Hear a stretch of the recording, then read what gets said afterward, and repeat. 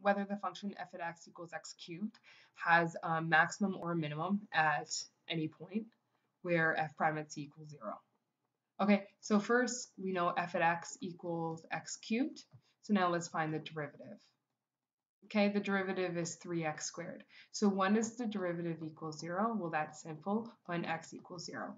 So that's the only point that we have to actually assess. So we know that at x equals 0, there's either going to be a maximum, minimum, or where it levels off. So we still get that horizontal tangent, and then it continues to go up or down. Okay, it's either an up, up, or a down, down. So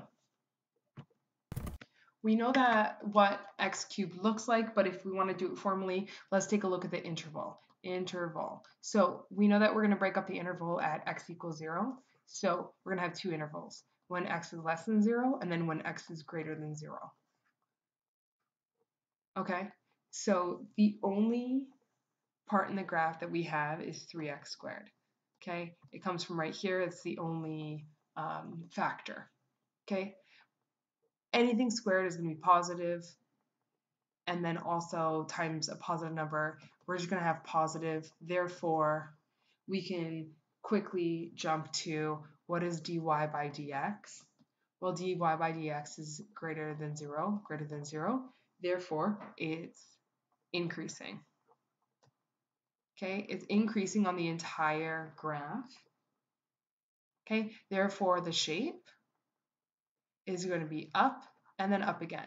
So we're going to go up to 0, level off so that we get that horizontal tangent.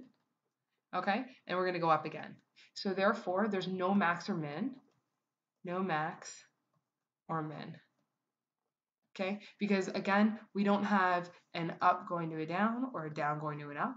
We just have up, up beside each other. Okay, example 3. For this function here, determine the critical numbers, and then we're going to sketch the graph using graphing software. Okay, because it's quite ugly. So let's go. We know that f at x equals x plus 2 to the 2/3. Okay, I'm going to bring down the 2/3.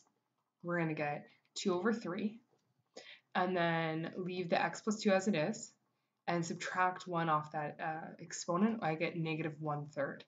Okay, then we're going to do the chain rule. We're going to multiply it by the derivative of the inside, which is just 1. So we actually don't need to include that. Okay, because this is an exponent of negative 1/3, what I'm going to do is I'm going to go ahead and just bring that on the bottom. So x plus 2 to the 1/3 is going to be on the bottom. Okay, I'm going to do this algebraically. So we want to know when does this equal 0?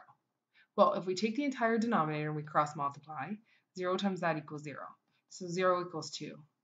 Here's the problem. 0 does not equal 2, and 0 is never going to equal 2. So therefore, f prime at x never equals 0. So therefore, there's no horizontal tangent.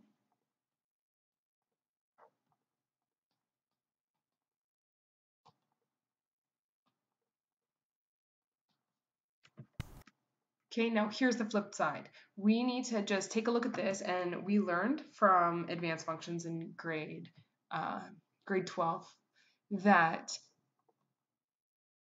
if there's any factor on the bottom, then when that factor equals 0, we're going to actually have a vertical asymptote. So we know that when x plus 2 equals 0, we're going to have a vertical asymptote. So when x equals negative 2, we're going to have a vertical asymptote.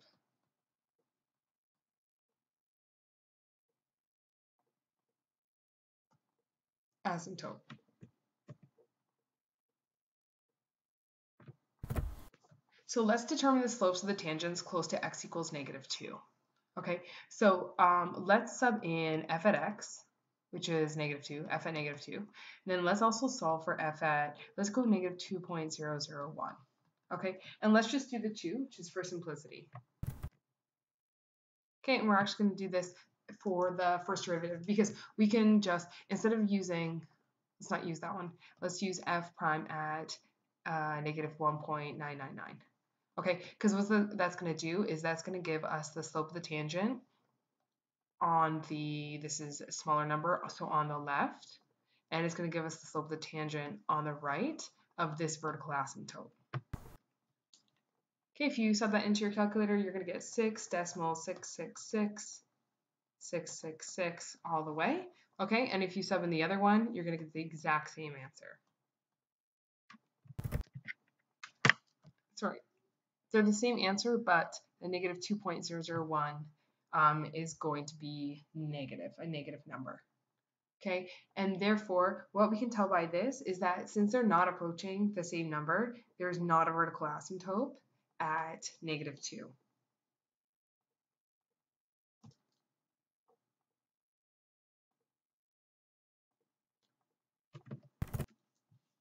Okay, this one from the left, when f equals negative 2.001, what's going to happen is when you sub in f equals negative 2.001 and 0.0001, what's going to happen is that this is going to eventually end up approaching negative infinity, whereas from the right side, it's going to end up approaching positive infinity.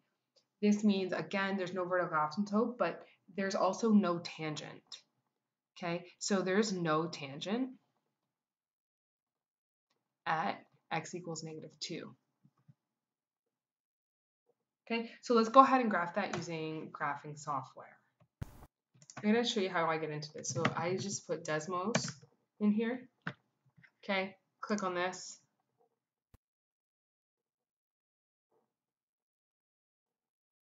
Yeah, and it's already loaded. So you can just sit here and put y equals x plus 2 to the exponent 2 over 3. That's the original. So we can see that at x equals 2, there's going to be a cusp. And that's how quick it is. So at negative 2 comma 0, there's a cusp. So just as review, when we take the first derivative and it equals 0, this locates horizontal tangents. Okay, so either like kind of like a max, a min, or a point where it levels off and then continuously goes up, or like the same way. So either up, up, or down, down.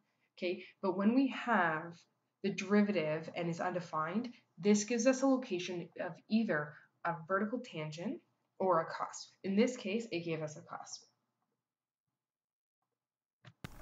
Okay, last question. Given the graph of the polynomial function f at x, we need to graph the derivative.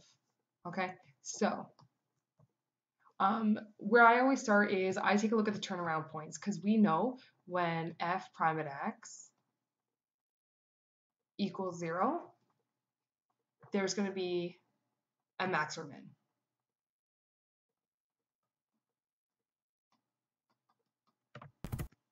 So what I do is I locate the minimum. So there's a minimum here. What I'm going to do is I'm going to plot that at 0, because we know f prime at x equals 0. There's also going to be maximum here. I'm going to, again, plot that at 0.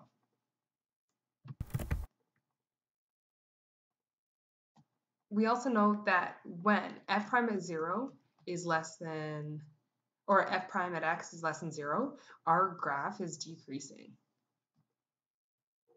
So in other words, because I can draw tangents decreasing on this interval from negative infinity to 0, and then again, these are all negative tangents from 1 to infinity, we know that our graph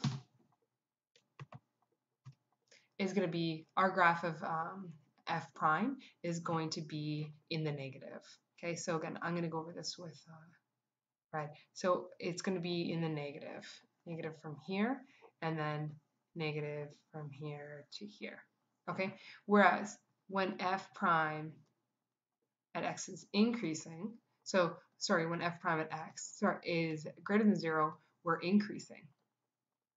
So therefore, wherever our tangents are increasing, we're going to have positive numbers, because our derivative function is going to be positive. Okay, one other thing is that our original graph looks like 1, 2, 3, exponent 3 with a negative leading coefficient. So it makes sense that our degree on our derivative function is 2, again with a negative leading coefficient.